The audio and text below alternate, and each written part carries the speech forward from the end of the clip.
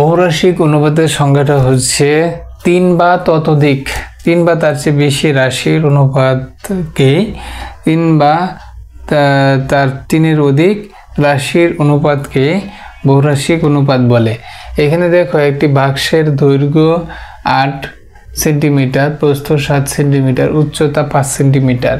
তখন আমরা এটাকে আমরা এভাবে লিখতে পারি দৈর্ঘ্য অনুপাত প্রস্থ অনুপাত উচ্চতা, মানে এই তিনটার উচ্চতার অনুপাত, তিনটার অনুপাত 8:7:5।